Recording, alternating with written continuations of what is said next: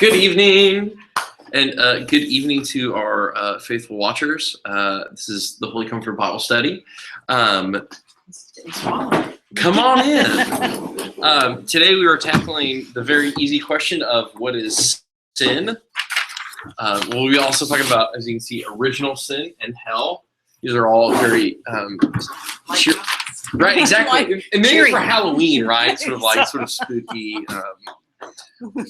As always, you can email me your questions, jimmy@holycomforterspring.org, or you can look us up on Facebook, Holy Comforter Episcopal Church, and ask away, or tell me if you think I'm wrong, whatever.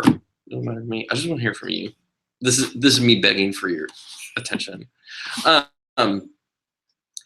So, Karen, it's good to see you too. Nice to see you. My opening question. Should sin have a capital S or a small s? Why would it have a capital S? Well, I guess I know your question. Your answer to that. Yeah. It's not like somebody's name, or Yeah. and it shouldn't have that kind of power. I like In that. the big picture. Yeah. That's like saying Sounds there are some reasonable. that I think it depends on how big the sin is. Yeah. No, exactly. Yeah, it's sort of like gradation, right? So, axe murderer, Yeah, or yeah. the sort of my go-to example today has been flipping the guy off on 45. Like, that's sort of what's the sort of. I asked the question because I think there's a difference, and this kind of feeds in the second question: is sin something you do or something that has power over you? I think sin with a little s is something you do, but I think sin with a capital S is something that has power over us. okay. If that, yeah, You kind of give it a name, and you give it a presence, and you give it a right, part of your life. yeah, yeah. So I guess I was sort of fishing there, but no, it's interesting too, Karen, your gut reaction that sin should not, because that gives it too much authority. I think that's right. Also, that it's kind of like that thing, like if all you do is think about not sinning, then all you really do is thinking about sin. Or about what everything, Right. or questioning if everything's a sin. I mean, I would Right. like to think we're headed in the right direction, and there are certainly mistakes made. Mm-hmm. But I don't. It's like using negatives. Don't do this and don't Right. do that. I Yeah, think that just puts you in a It just different makes you frame think of about it. mind. Yeah. And you totally not even think of what you should be doing. right.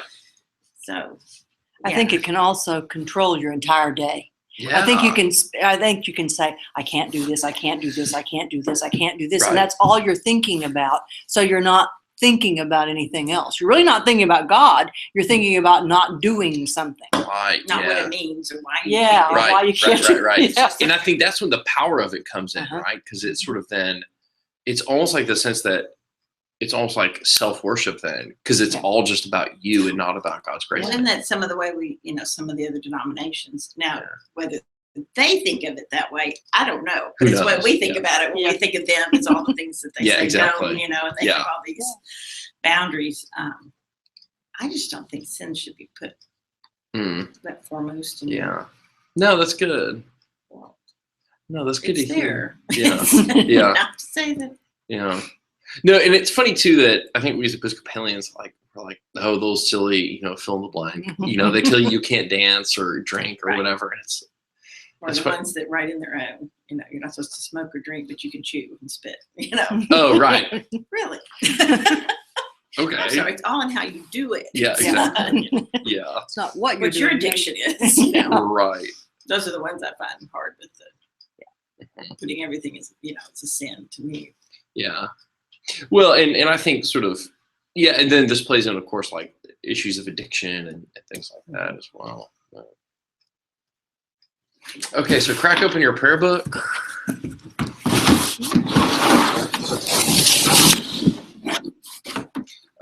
Page 848. Catechism. Boy, somebody thought highly of this. It's underlined with a star. Oh my! Somebody's really thinking about sin. Okay.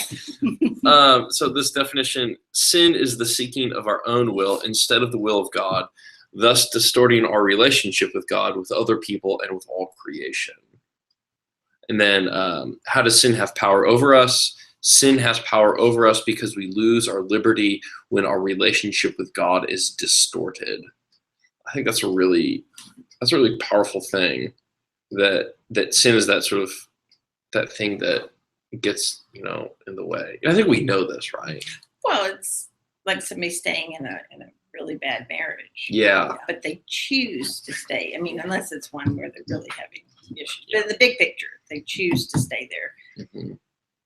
Sin kind of comes in and does that, makes our choices all off kilter, Mm-hmm.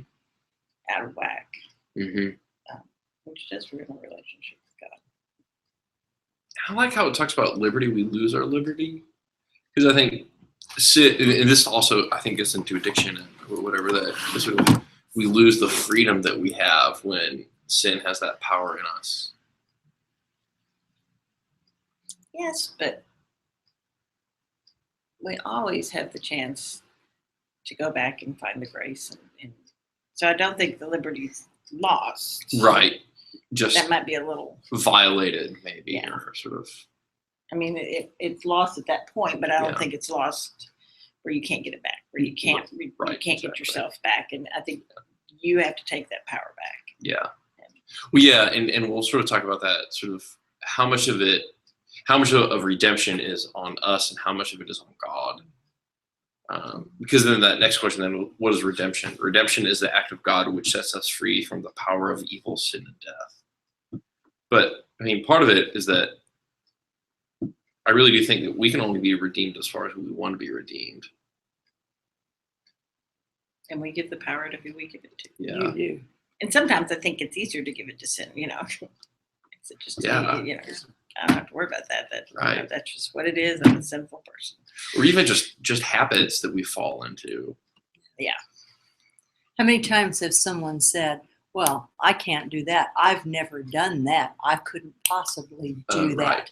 And so, you've really taken that choice and put it aside and said, I can't.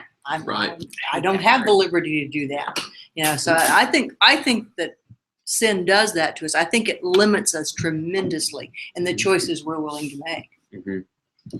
I think you're right on. Yeah, you're saying you don't like the word can't. My kids couldn't use that. Yeah, that's cool. I like that. Yeah, that was one of the forbidden words. Yeah, Forbidden yeah. words, bored and can't. Yeah, bored and can't. Yeah, those are definitely sinful words, right? Yeah, yeah. But yeah, no, I think power, but the liberty only because you just choose to not dig deep enough and find it within you, Right. within the things you know are right and the things you know you should be doing. Right. And I mean, not that it's easy for everybody to dig deep, but Yeah. everybody has that ability. Yeah. It was interesting in this helped. morning session, somebody brought up the question of mental illness, that sort of if somebody who is mentally ill commits a sin, how does that all play out? Because if they don't have the power to choose either way, and that was I had never considered that have before. to be. I'd never considered There's that so before. much support and help for mental illness. Person. Well, but or somebody who even like mentally handicapped. Okay. Yeah. Then- So then okay. I Yeah. think Maybe that's- mental. Isn't that Yeah. where God's grace covers that? Yeah. But it's interesting how, and this is how theologians act, right? You come up with your system, and somebody goes, "Wait a second." Yeah. You're like, I think that's where His grace comes Yeah. in. yeah. I think so. But Too. they're just not. And I think for capable. us. Yeah. So, And I think for someone that really believes they can't, right. they really can't Yeah. find that inside Mhm. of them, and are not able to find the support system to take it that next step. Mhm. I think there's grace for that Yep. too. I mean, as Yep. much as I Yep. don't think people should say that, I do know that there are times when it gets to Yeah.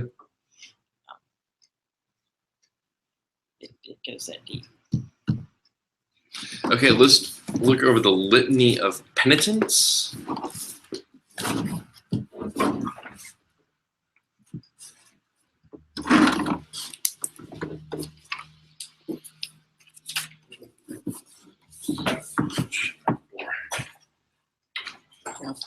Bye-bye. And we rekeyed the whole building today, so like I don't know what I'm doing. Yeah, exactly. It's totally. Yeah. I gladly gave mine back. Yeah, it's just like, but I was like, please remember to give it back. Oh, I know what you go through. yeah, exactly. It's just like, where are my keys? Oh my god. Yeah, I know. And everybody has like a different set key. I love not having one. I love having. It's either you got to have one, or fortunately, like me, have like the master key, where it's like I don't have to fiddle around. Okay, litany of penitence. So this is an Ash Wednesday service. We've sort of walked in. There's been a sermon. We all say Psalm 51 together, and then we do the litany of penitence. And I'll start where we have not loved you with our whole heart and mind and strength. We have not loved our neighbors as ourselves. We have not forgiven others as we have been forgiven. Okay, yeah, I think. We have been deaf to your call to serve as Christ served us. We have not been true to the mind of Christ. We have grieved your Holy Spirit.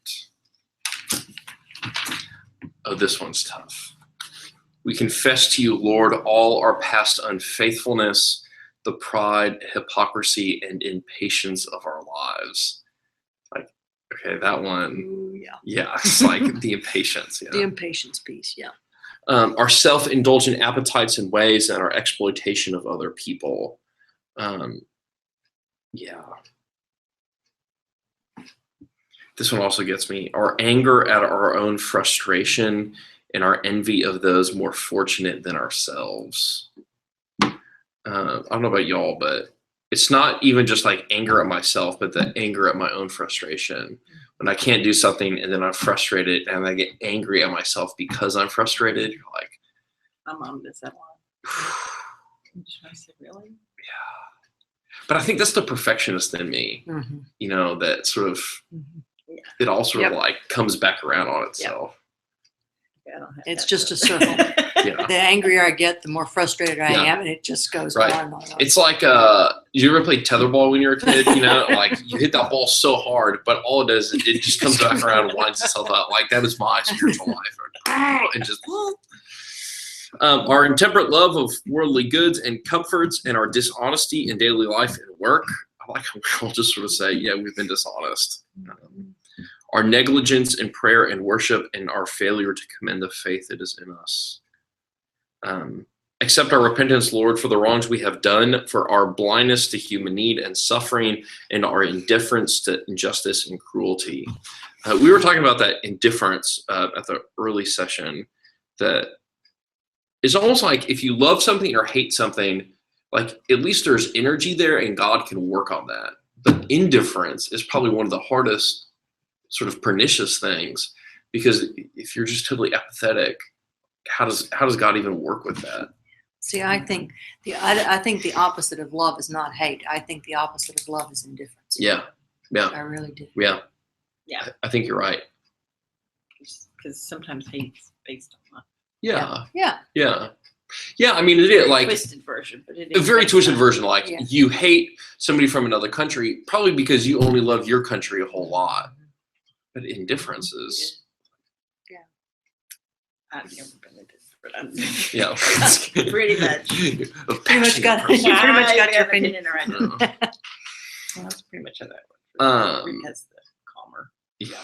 indifference, I guess, but not that. Let's see. Oh, for our waste and pollution of your creation, our lack of concern for those who come after us. Yeah. Now, the only thing that I would add, and as I'm looking over this again, is that these are all sins of what we call commission rather than the sins of omission. Well, I guess indifference, but the sort of when we confess things done and left undone, I think that's important, because sometimes the most sinful thing is just like the indifference is not I doing think it. it's the end. Right. Exactly. You've walked past somebody, or you've Yeah. not Yeah. taken the time to make that phone call or Right. reach out. Right. And I don't think it's like the honestly forgetting, but the sort of, No. but it's It kind the, of has to be an intention. Yeah, you're like- really count. I think. yeah, I'm just not going to do that, where, I think it's also the not telling the whole story. Yeah. I mean, that's my big deal. I just will leave these little parts out right Yeah. here. Yeah, these are the parts that we'll just put over here. Yeah. That's Totally true. Yeah, this part They got to the end. Yeah. Mm-hmm.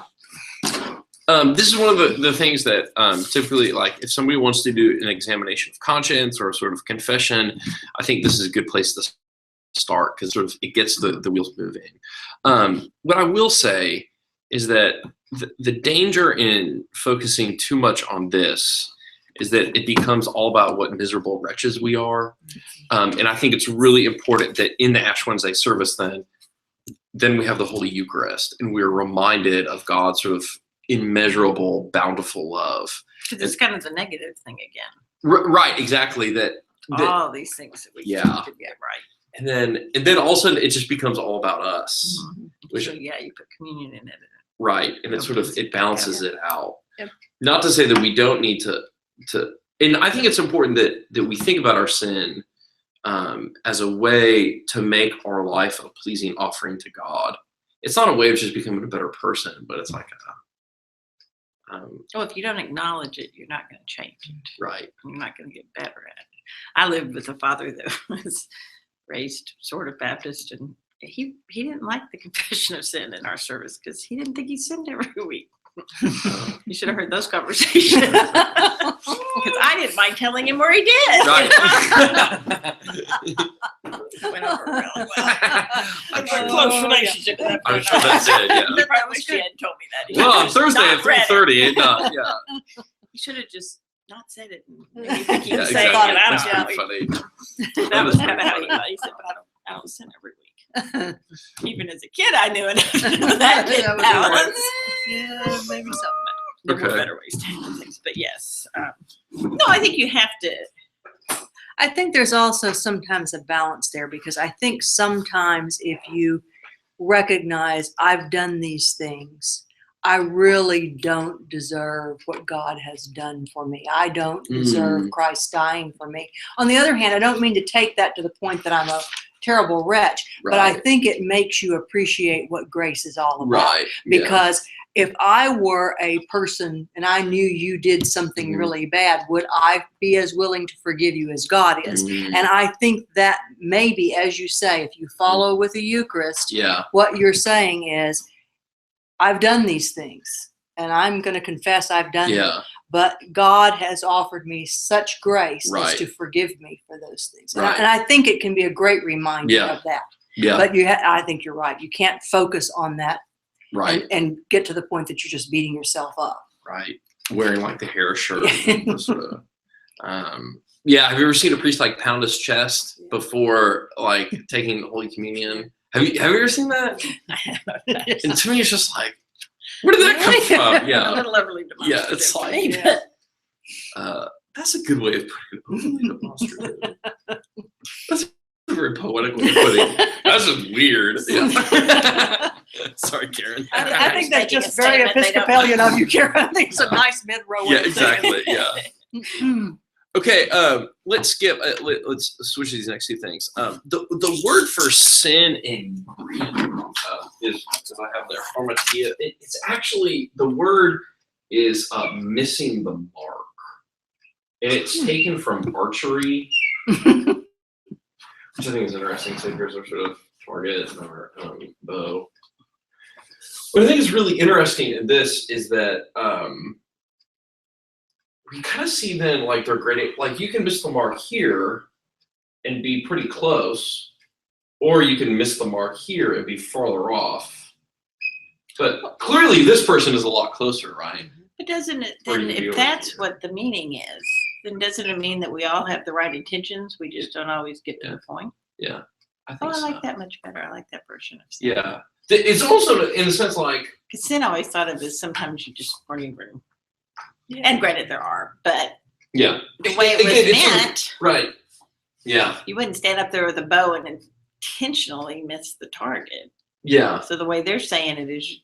You started out in the right place. Yeah. Really, that's kind of how the word works when you start thinking about, like, let's think about archery. And then almost in a sense, like you can get better at archery, right? Like, and so there's the idea that, you know, with practice, you start hitting the mark more often. And I think also, you know, and we kind of go back and forth. We went back and forth this morning, and I want to hear what y'all think. We've heard like, well, sin is sin is sin. But if you kind of think about this sort of metaphor, I mean, this sin isn't nearly as bad as this sin, right? Like, but they both started with the intent to hit the sinner. right. They just totally didn't know what they were doing. But that doesn't mean that the next time it wouldn't be closer, because they would certainly learn something from it. Yeah. Instead of just sin being out there as this evil Right. thought process and things. Right. It's not really. It's Yeah. that's not how it was Yeah. originally meant. Again, and it's sort of, it's a good sort of metaphor for it. Like sort of, Well, but if that's what the word means, Yeah. missing the mark. I mean, missing the mark. Yeah. it's still even that without Right. the archery thing. Right. Exactly. Yeah. Means your intent was To hit the mark. Right. But Because the word is not, you know, shoot the guy next to you. Right. Right. with no thought and no Right, fear or exactly, anything. yeah. But that's what we always Yeah, think of it yes. as. Yeah, So exactly. If this is what the word means, I feel Yeah. a lot better about that. Yeah. That more people probably. And I think that it's a good way to say, like, okay, so you missed the mark, but you can try again. And everybody tries to hit it. I mean, Right. I don't know that that's always true.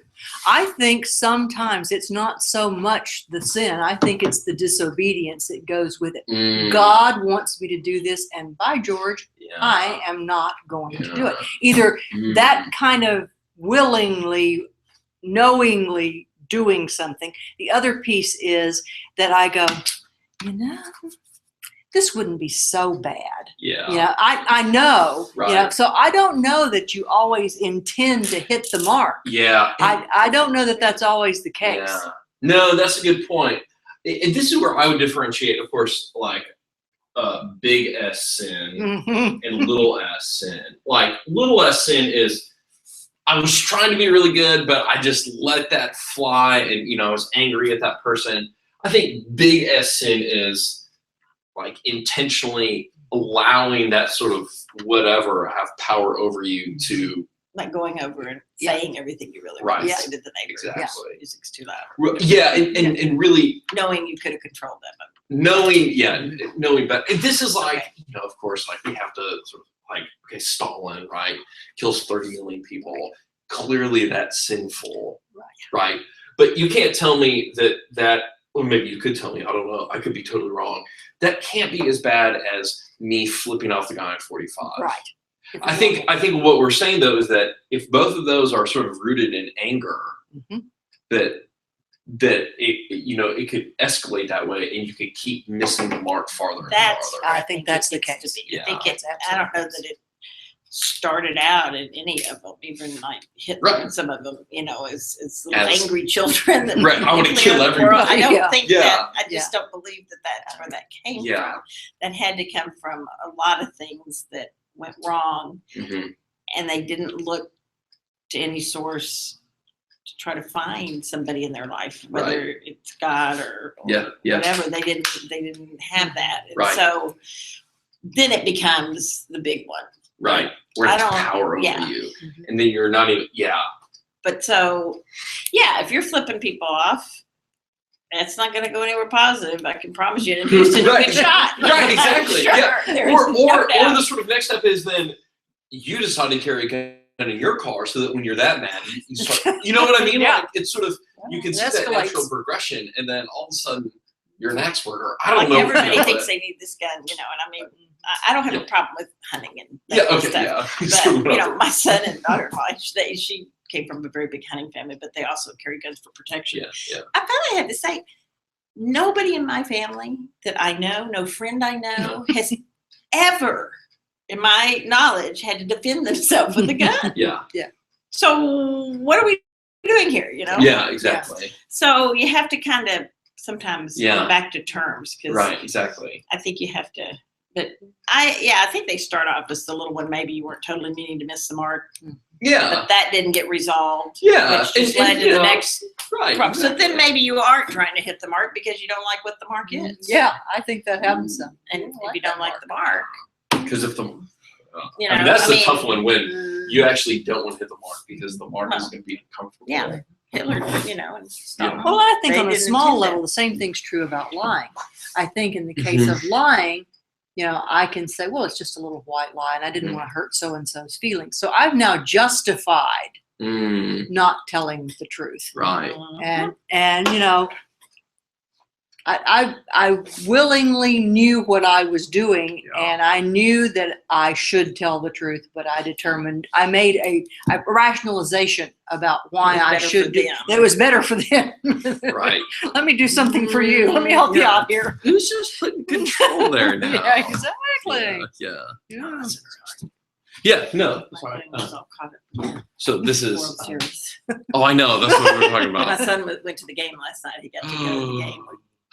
Rick goes, how can we tell him not to go? Get some tickets. Because a bunch of people got so upset with the Royals for the game before that there's some tickets for semi-reasonable. Semi-reasonable, yeah, exactly. Not what they're going for tonight, I'm sure. Oh, well, sure. Okay, never mind. No, it's like but we'll actually talk about athletic endeavor in a second. Okay. That sort of, I mean, it can become a sinful thing, right? When if your only love is that thing, your love for Becomes your more child becomes about that thing. You haven't gotten there yet.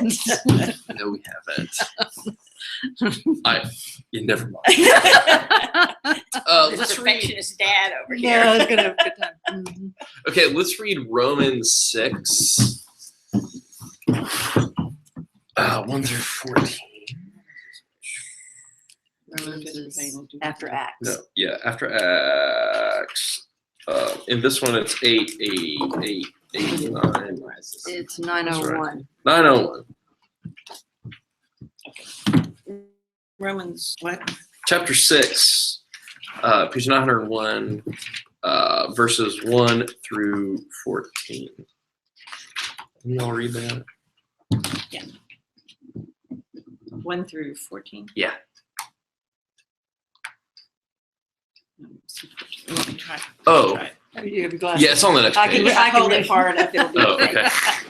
If you have one, punch me and I'll pick it up. Magnified lighted app on my phone now for reading menus when you get to a restaurant. Mhm. Yep, there you go. What should we say then? Should we keep on sinning so that God's grace can increase? Not at all. As far as sin is concerned, we are dead. So how can we keep on sinning? All of us were baptized into Christ Jesus. Don't you know that we were baptized into his death? By being baptized, we were buried with Christ into his death. Christ has been raised from the dead by the Father's glory. And like Christ, we also can live a new life. By being baptized, we have been joined with him in his death. We will certainly also be joined with him in his resurrection. We know that what we used to be was nailed to the cross with him. That happens so our sinful bodies would lose their power. We are no longer slaves of sin. Those who have died have been set free from sin. We died with Christ, so we believe that we will also live with him. We know that Christ was raised from the dead and will never die again. Death doesn't control him anymore. Is that it? No, keep going. Sorry. When he died once and for all time, as far as sin is concerned. Now that he lives as far as God is concerned. In the same way, consider yourselves to be dead as far as sin is concerned. Now that you believe in Christ Jesus, consider yourselves to be alive as far as God is concerned. So don't let sin rule your body, which is going to die. Don't obey its evil longings.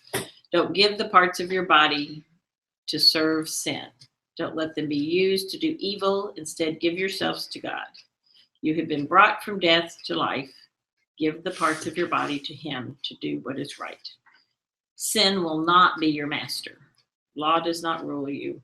God's grace has set you free. That's it. Yeah. Yeah.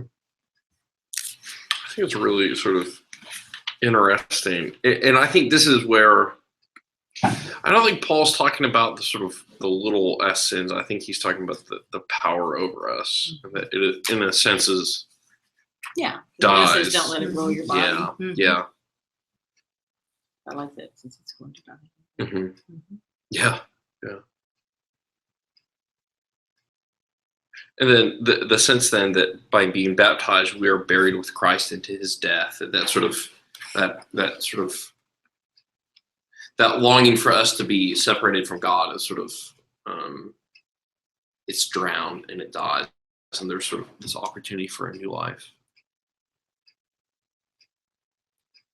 I think this is just one of the most powerful passages about sin in the New Testament.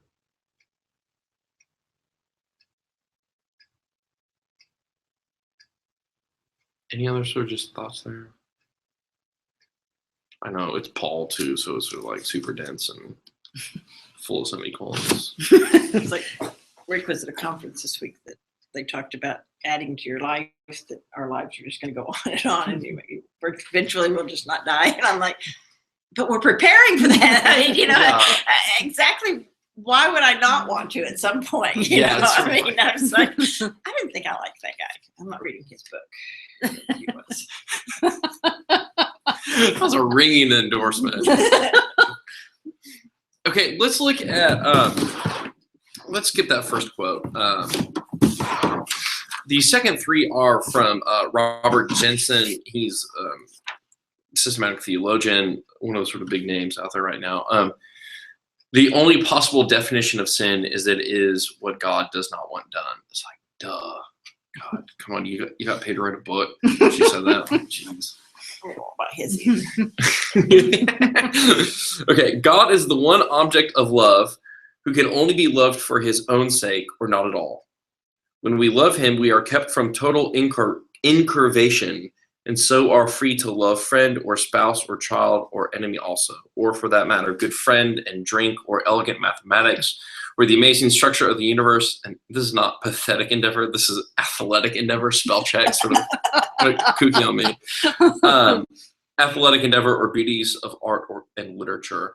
What he's saying here, I think, is that the classic Lutheran definition of sin is incurvature of the soul, which I think is really kind of beautiful, actually. That it's sort of this thing that we love ourselves, and that so when we learn to love God, our soul curves outwards, and then in that curving outward, then we know how to properly love other things, and then we can then order our loves correctly, so that sort of love of God comes first. And if love of God is first, then all the other things, food and drink and athletic endeavor and art, they are all ordered correctly underneath the love of God.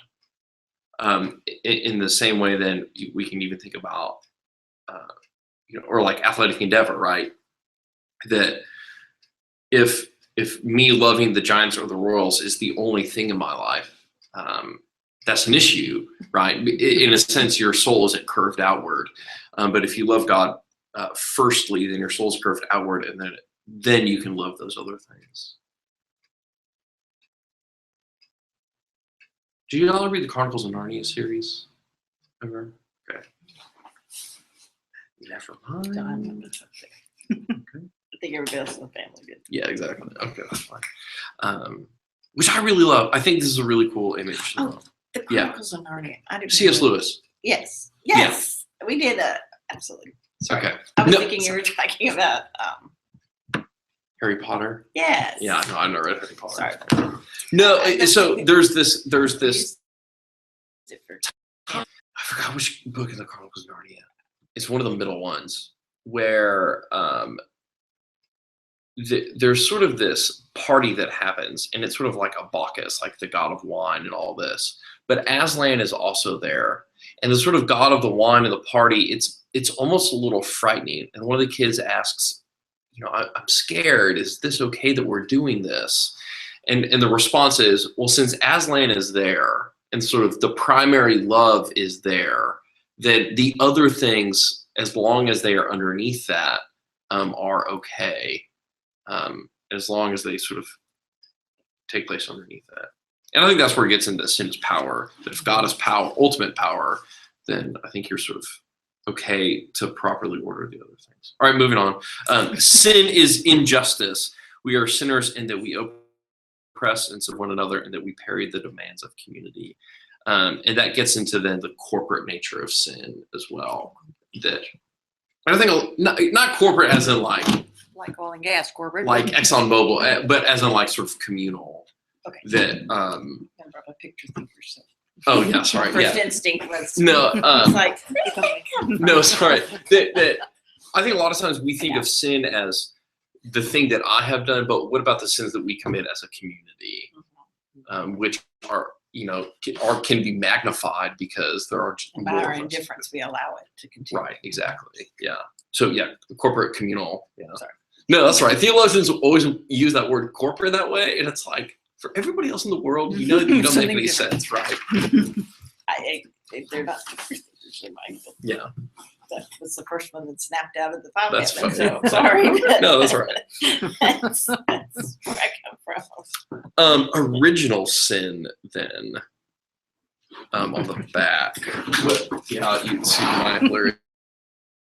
Sin is not a sexually transmitted disease. like that. I'm just kind of curious. What have y'all heard of original sin past? Have y'all ever thought about it?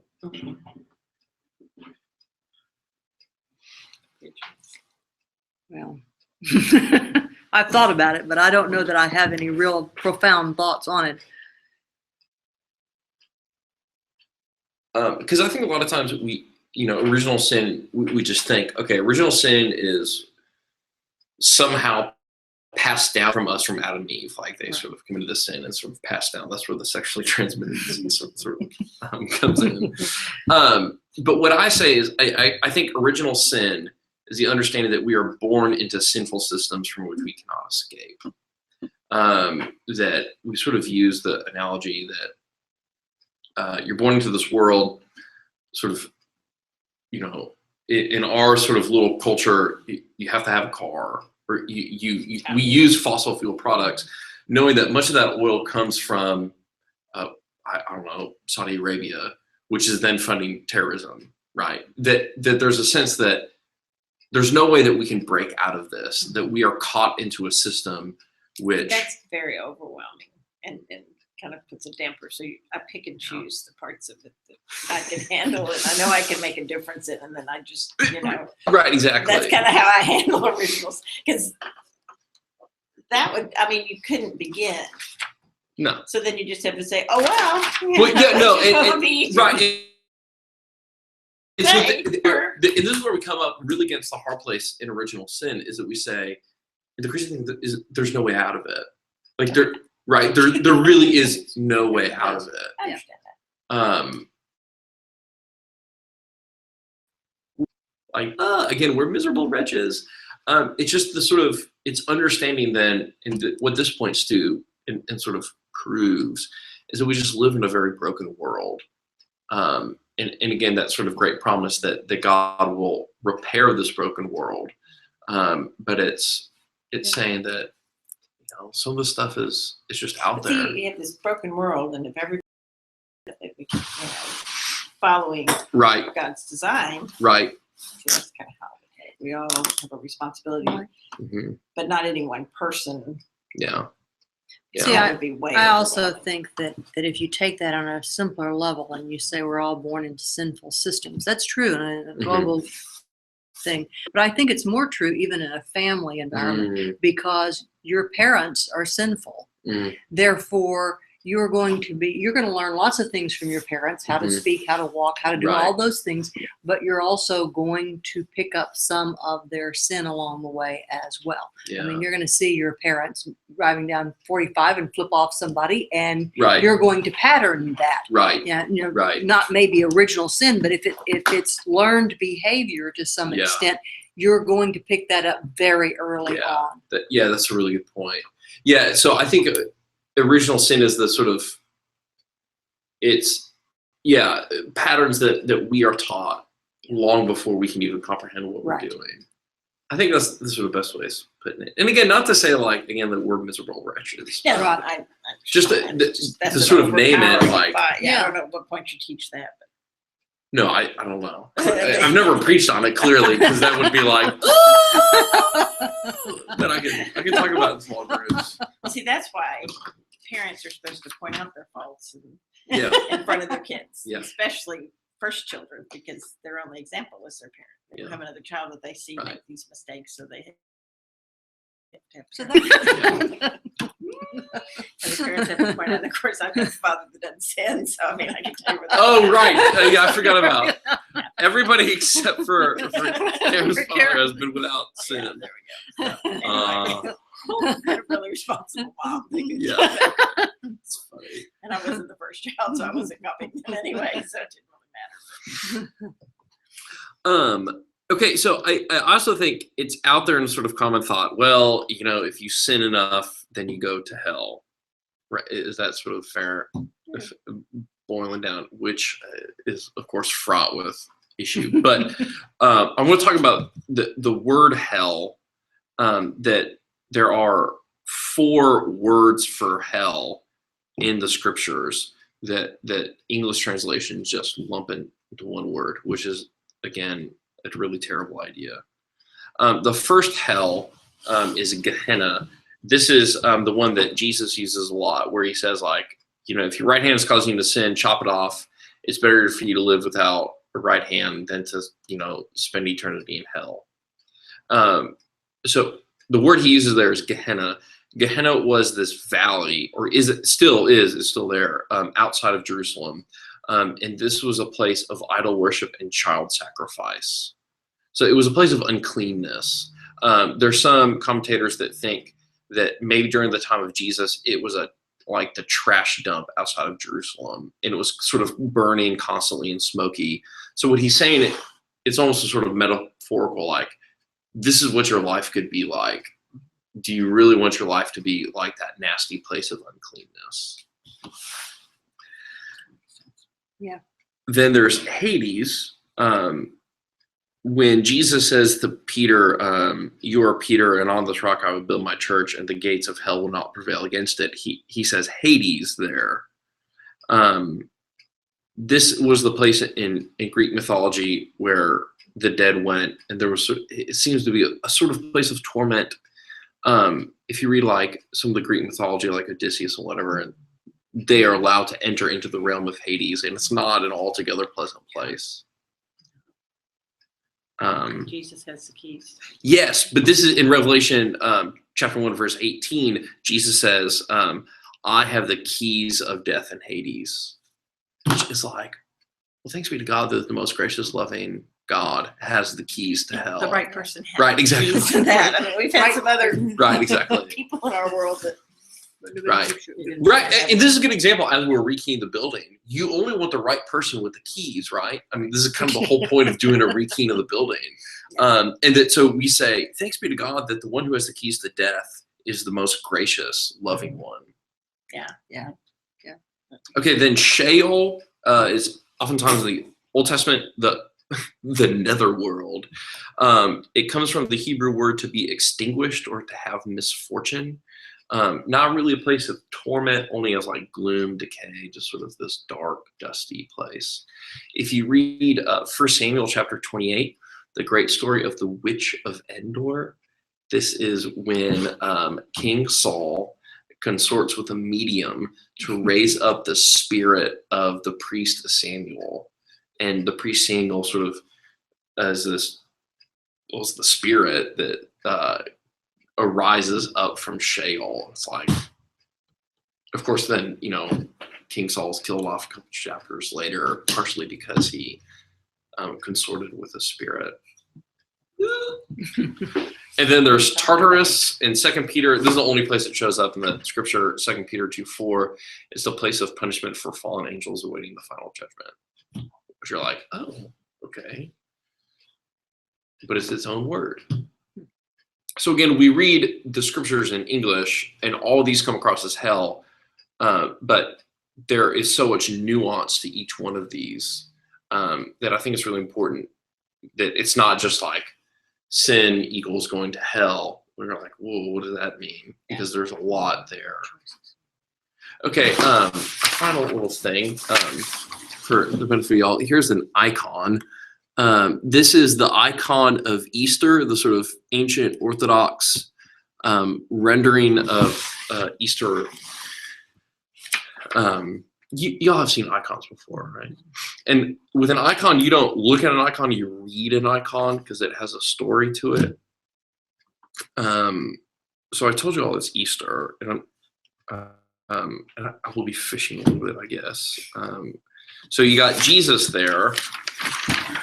You can always tell it's Jesus because in icons, Jesus always has a crown, and Jesus' crown always has a cross in it.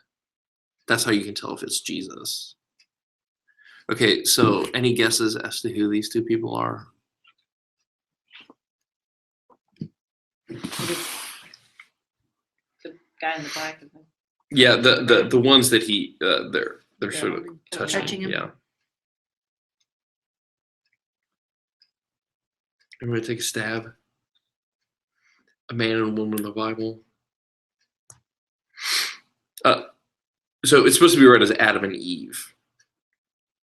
And that, so Jesus being raised from the dead, and he's got Adam and Eve pulling them up from the place of the dead. Right. But it's really powerful too. If you look real closely, Jesus' hands, he's actually not holding them by the hand, he's holding them by the wrist. Which, yeah, that's what was kind of, so, okay. Which isn't that a really powerful sign that It's a much different hold. yeah. Somebody holding your hand or somebody pulling Right. It's not wrist. it's not like the Indiana Jones, like, you know, we're like, but it's like God has got us by the wrist. Like, Well, and they're not holding him. Yeah. Right. Holding them. It's Right. it's they're like, hanging, yeah, exactly. they're Like, just I going. need all the help I can get. Right, yeah. God, They it's such a not beautiful Yeah. thing. Very, very cool. Okay, then you got that's the cross. There, Jesus has trampled down the cross. And then y'all see like all little white things underneath. Can you see what those are? It didn't really come out very well. No. They are locks and keys, and all the locks are open. That Jesus has trampled down the gates of hell, and that all the locks are now broken. Which I think is awesome, right? Because, and again, that sort of, it gets back to that sort of, yes, sin has power in our lives. Nevertheless, God's power at the crucifixion and resurrection is much greater and greater than anything we can do or not do. This makes me think of my son with the polar bears, because they have 5 locks on one section and so many locks. They have massive, Right. locking systems for these animals. And it's a big deal. Because otherwise you would think they would just take a lock, it would take all these locks and keys. But, if you think about that, gives it more power because it had all those locks. Obviously it was. Yeah, no, that's really interesting. That's really interesting. And then it's sort of saying like, this is the more powerful animal, so Right. it takes this system, because we've never seen a system like that. right. The others weren't. We could touch the other ones. Yeah, polar bears are terrifying, but yeah, but so, that it's all busted down. And all of, yeah, I like that. I like that image. Mm-hmm. That's much more powerful by having Mhm. lots of locks and keys. Yeah. Then I think the other guy there with the halo, that's probably one of the gospel writers. The kings, probably the kings of Israel, I think is my. And then the guys on the other side might be the prophets. So what is it saying? Where are they? I think they're up, right? They're not down there in the death. Okay. So I think it's just symbolic that he's Okay. yanking up Adam and That's Eve. kind of what I thought. That Okay, and then if you look really, really closely, this is my last sort of nugget. If you look really, really closely in Jesus' halo, so there are usually one of two things that show up in an icon in Jesus' halo. It's either Alpha Omega, as Jesus as beginning and end. This is Haon. That means in Greek to be. because it's hearkening back to God of the burning bush saying, I am who I am. And so this is saying, well, Jesus is that God, the one who is being. So his halo says being, which I think is awesome. Yeah, I think it's more powerful than Alpha and Omega. Yeah, yeah. Just like I am. Yeah.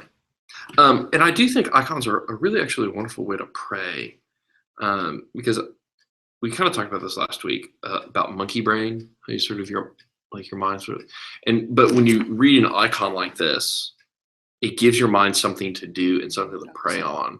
Because like you could spend an hour just looking at like the sort of rays of light and glory coming from Jesus and think about sort of God's glory. That's true. And it's sort of so it gives your mind something to I never thought I was much of work a fan of icons, but I guess I didn't understand it. yeah. They're it's pretty cool. Or say like the ones with John the Baptist. John the Baptist is oftentimes pointing, right? Because he's saying, behold, the Lamb of God who is coming. It's like, man, that's really deep, right? So, but Well, it's like him grabbing their hand, their arms. Yeah. I mean, Yeah, those, love those that. small details that are yeah. mean so much more to us. Mm-hmm. All right. Well, thank you all for joining us. Again, I would love to hear from you. Please contact me. I want to sort of know what's going on out there in your world. And thanks again for joining us.